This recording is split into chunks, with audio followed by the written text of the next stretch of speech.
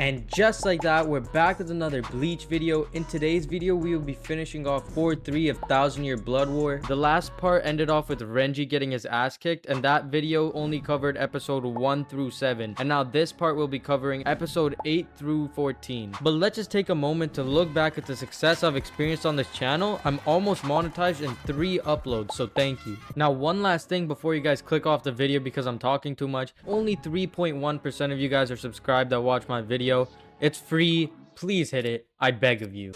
So this episode starts off with us seeing Kenpachi and Kuretsushi teaming up to fight this guy. Yeah, I'm just as confused as you. But anyways, this showed the difference between the two captains. Mayuri's calculating what are we gonna do, and Kenpachi's like, F this, I'm throwing hands. And Mayuri's face just says it all. And Kenpachi's running at him until his hand gets turned into a wind turbine. But do not fear, because Squad 11 is here. They are currently shitting themselves. Oh, did I mention that Kenpachi went straight back in like a complete dumbass? Oh, and there go his legs. But this dude does not give up. He then... Wait, what? Mayuri stabs him? Oh, he does, but it's just to give him anesthetic so he can't move anymore since, you know, Kenpachi's a fucking idiot. Now it's time for the Stern Ritter to face Mayuri. Wait, what the f- This is the Soul King's other hand. Okay, we're done. Nah, I'm just playing, but this has to be one of the most unorthodox fights I've ever witnessed. Like, usually there'd be like sword, sling. I have no clue why I made those sounds. But what I mean is we saw a really creative way of fighting. Like at one point he was using this green regenerative umbrella and then he turned into Spider-Man. Like I was confused if I was even watching Bleach at this point.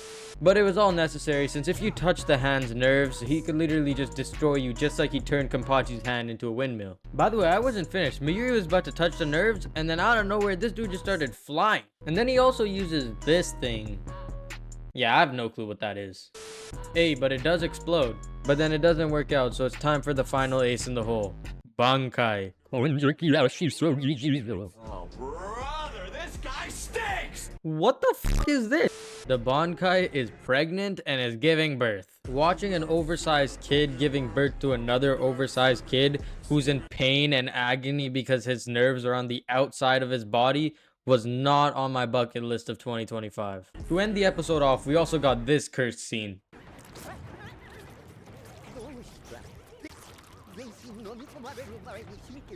Next episode, we get to see the Serite getting sniped at by Sniper Rifle Man. And we finally get to see Shinsui getting some action. Pause. Wait, no, he's dead. Never mind, he's still alive. This was actually a pretty cool fight. We got to see Shinsui's ability get revealed, which was the ability to make children's games come to life. But Shinsui ended up pulling a Shinji and wouldn't stop talking about his power and the game they're gonna play. But then it would explain that the only way that his power actually works is if both people know what the game is. But this fight had to have been rigged, cause tell me why this dude turns out to be Black Jesus if he looked like a fucking tarantula.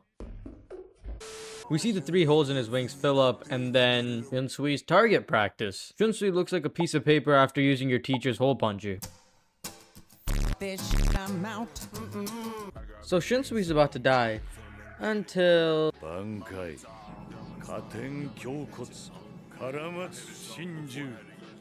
finally, we get to see Shinsui's Bankai, and I actually understand why he's the head captain now, because this Bankai is actually similar to Yamamoto's in the fact that it has 4 different parts. Part 1, Eskimo Brothers. I'm just kidding. They share the same damage, not the same woman.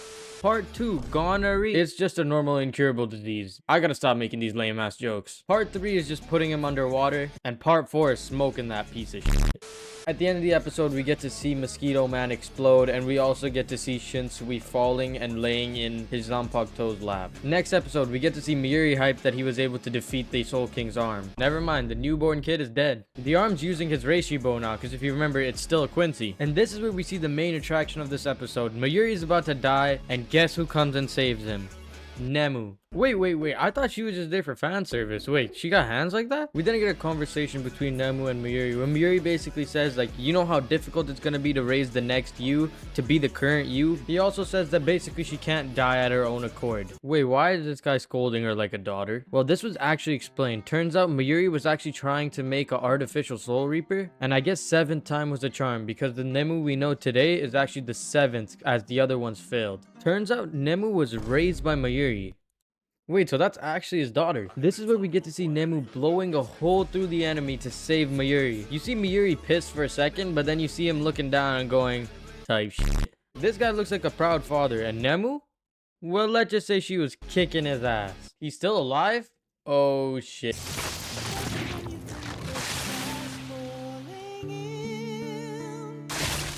On a real note though, this was actually a pretty sad death. You see Miyuri putting his head down and obviously sulking over the death of Nemu. Then we see this piece of shit come back from the dead just to rub it in his face. Like, didn't you die 2 arcs ago? Nah, this dude was way too happy. Like, someone gotta slap the shit out of this bitch.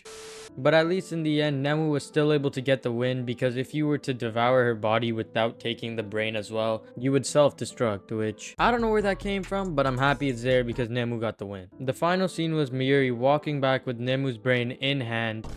Okay, let's try that again. The final scene of this episode was Squad 11 carrying Miyuri back and then showing how Miyuri has already cured Hitsugaya and Rangiku of their zombification. Hitsugaya then thanks Miyuri, but he only has one thing on his mind. They then put him in one of the healing pods alongside the Squad 11 captain Kenpachi. Miyuri then gets another thanks from Ikaku and I forget this other dude's name. Then finally from within the pod, we get to see a silhouette of Nemu next to Miyuri, and that's where the episode ends off. Of course, Shinsui's fight isn't over. Mosquito Man is back and he looks like a bird, and I guess it's time for the lieutenants to shine because now it's Nanao's turn. Turns out she's actually from an only women's clan known as the Issei clan, and this clan has a curse that's been passed down from generations where if anyone ends up marrying a husband or whatever, they will die young. And they actually used the perfect example for this because Shinsui's brother is actually Nanao's father, and he ended up dying young, as you could have guessed.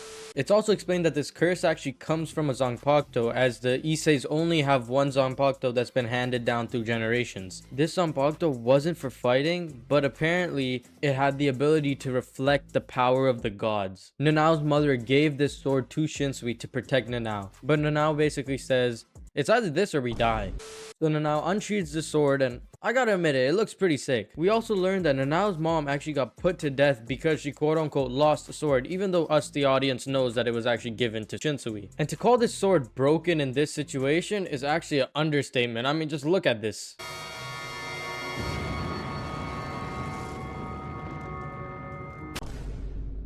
Well, I mean, that's one way of getting a highlight reel. They even get fireworks at the end as like a victory celebration. Anyways, that's where this episode ends, and then now we go into the next. By the way, if you made it this far into the video, I hope you're enjoying it. Make sure to drop a like. But also, sometime after this upload, I'm gonna be unlocking the membership option. So if you guys want to help out a broke man feed his 17 children locked in his base, I'm just playing. But if you guys see that the option is available and you guys want to support me, feel free to drop a membership subscription and I'll shout you out in the next video. And if not, it's completely fine, and let's just get back to the video.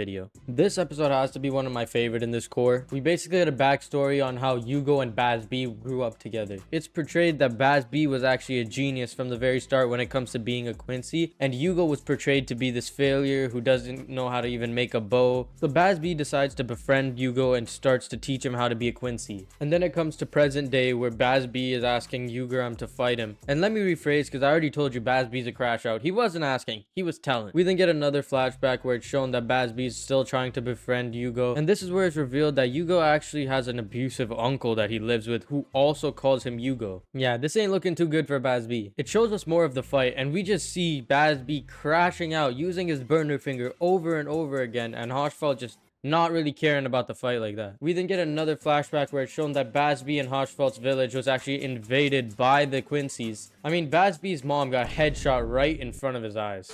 We see Baz B was one of the only people that survived, and we see Yugo and Baz B sticking together after what happened. It's revealed that Hoshfall's abusive uncle also died, which I don't think he's really that sad about. But from this point forward, they both became like brothers. And they only had one goal, and that was to get close to and take down Yuha. And just remember, Baz B has been the leader, the one who's been carrying this whole two-man team. You can only imagine the reaction he had when Hoshfall was the one who got picked to be Yuha's right-hand man. Hey Baz, I did it. This piece of shit, what the fuck do you mean you did it? Oh shit. Sir, I'm weak as fuck. You should be choosing him. Nah, people like you haven't spawned in for 200 years. Also, that dude, yo, you're weak as fuck. Go fuck yourself. And this is where it went to a point of no return.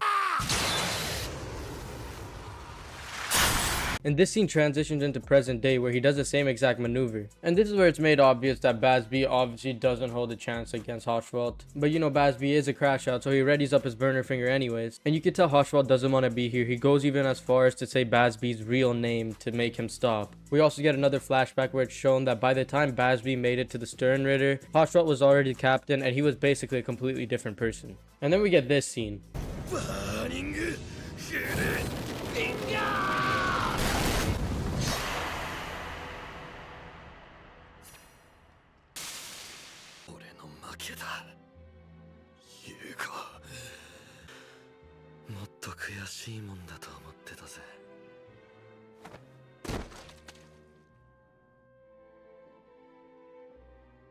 That's where this episode ends, and honestly, I really like this episode. It has to be up there with my favorites. In this episode, we get to see Uryu getting confronted by Haschwalth, and it's also revealed that Haschwalth has the Almighty while Yuha is sleeping. Because of this, Uryu kind of just snitches on himself and says, yeah, did you see me betraying you guys in the future? And here's where we finally figure out that Uryu was planning on betraying Yuha the whole time. And this is where we get some more shine for the side characters. This guy named Gerard shows up, and turns out this guy's actually the Soul King's heart. Hey, and Renji's still alive. Turns out he got his ass kicked so hard that his vitals were almost like untouched.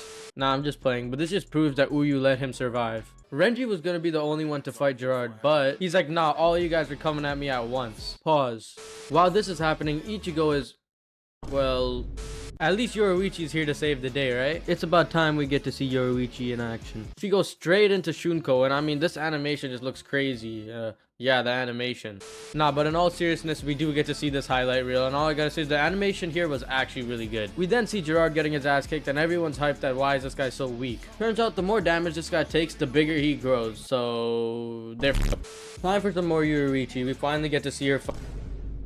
Yup, his brother steals the limelight. I already hate this guy, and this is just not helping the case. But to be fair, he does know how to throw hands. I mean, just look at this. Well, it turns out now Askin is actually immune to Shunko, and well, the final episode of Core 3 wasn't really a content episode. It was more about just like setting the tone for what's gonna happen in Core 4. Yugo basically says that he has to kill Ichigo and his friends to prove his loyalty to him. So Ichigo and Uryu start scrapping again. We then get a flashback to Core 1 where we see Uryu actually reading the book that his grandpa wrote about the history of the Quincy's. It's revealed that Yuhaba actually used the Osh villain to kill a bunch of Quincy's to grow his own power. And alongside Ichigo's mother, Uryu's mother was also one that got taken away. What a nice guy, creating more single-parent households. Ichigo and Uryu are still fighting, but then this leads to them getting dropped into the basement, where it's revealed to Ichigo that Uryu is still on their side. This is when Haschwalth shows up and is now ready to fight them to the death, obviously. Team Ichigo is now going ahead to kill Yuha while he's sleeping, while Uryu stays back and fights Haschwalth. While that's happening, we get the perfect setup between Yoruichi and Askin, and for Gerard, we finally get to see the Visors using their hollow masks once again. While all that chaos is happening, we see the Fullbringers going back down to the Soul Society, and we see Mosquito Man's death is causing a bunch of chickens? Aizen's still locked in a chair, hopefully he has a big part in Core 4. And we got the chicken extinguisher known as Lieutenant Kira. Wait, isn't this guy supposed to be dead? And last but not least, we got the Drip Lord and Dr. Combo. Ryukin and Ishin are here to avenge their wives. You guys have finally reached the end of the video. If you guys enjoyed the video, which you guys probably did since you guys are at the end, feel free to drop a like, subscribe, let me know what other type of content you guys want to see. If the membership option is available and you want to help me out, feel free to subscribe to the membership and I'll mention you in the next video. If not, it's completely fine and you can simply enjoy the videos for free. Comment down below L-Man's Yugo so I know you made it to the end of the video, and I'll see you guys in the next one.